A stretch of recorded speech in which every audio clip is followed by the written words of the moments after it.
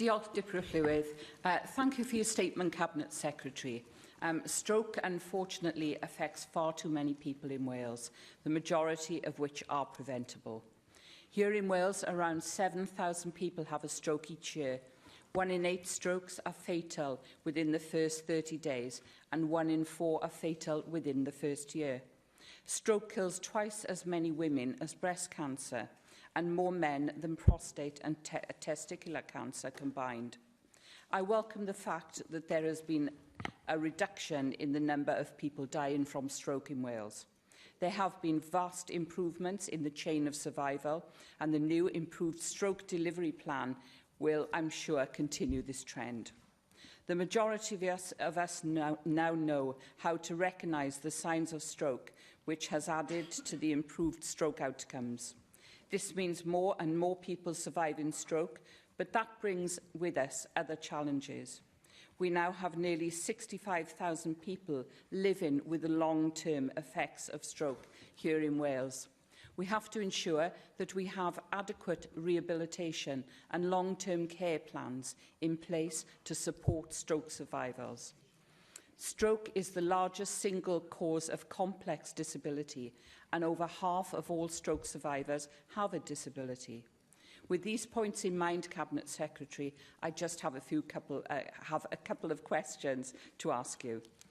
The new delivery plan prioritises the prevention of stroke, with nearly 3/4 of strokes being preventable. This is key to reducing the number of strokes in Wales.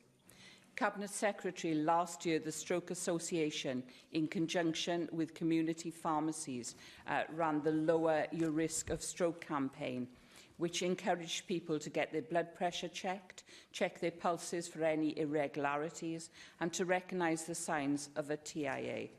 Does your government have any plans to build upon this campaign and roll it out across all health settings in Wales?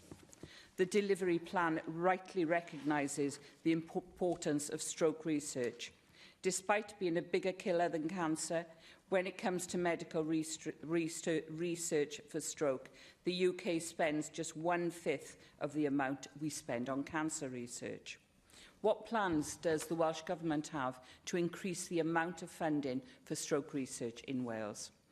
And finally, Cabinet Secretary, life after stroke can be challenging for many, and I welcome the recognition that we need greater collaboration between health, social care and the third sector to deliver rehabilitation and support. With around half of stroke survivors left with a disability, what additional funding will be available to provide for the ongoing support needed for stroke survivors?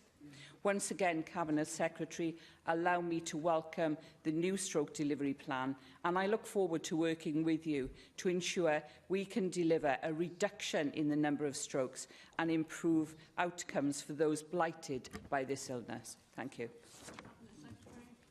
I thank you for the broad welcome for the work that is being undertaken, and in particular for the recognition of the significant number of strokes that are preventable. Depending on which particular piece of research you look at, 70 to 75% of strokes are preventable because they are down to lifestyle choices and behaviours. I don't think we're ever going to get to a point where we'll completely eradicate stroke, but actually we could still make significant additional reduction in the number of strokes to build on the significant reduction we've already seen over a 5-year period, with a reduction of between 1/5 and 1/4 in the number of people having a stroke here in Wales. But we still recognise we have much more to do. On your point about research, I said earlier that there is a clear research priority going forward for the Stroke Implementation Group. Not only that clear priority, we'll hear more from the Government in the coming weeks and months on how we'll allocate specific research funds within Wales through health and care research. But there's a challenge here about the fact that some conditions have a higher profile and a higher ability to attract research funding in, and the priorities that are set outside that. We're trying to do something to make sure that there is a high quality level of stroke research that takes place here in Wales. On your point about rehab, again, there have been a number of questions from this, starting with Rena Godworth and others, about how we make better use of the rehabilitation resources that we have. Those staff already here, how we organise our services to deliver that, and that partnership goes across health, social care and the third sector and the citizen as well. But also, I've made clear that we're investing in the future of those services by the professional groups that we're investing in the here and now. And the £95 million investment I announced in recent weeks really will be a part of delivering the workforce for the future, to deliver the health and care that we want to have for the future as well. So this isn't a government that is saying we should simply stand still in this area. And actually, at a time of austerity, when all of us confidently expect that we will have a real terms cut in our budget in the years to come, that is a significant choice that we are making to invest in the future of health and care professionals. And finally, on your point about the continual need to reinforce risk reduction so that people can get help at an earlier stage and actually have an opportunity to take proactive action.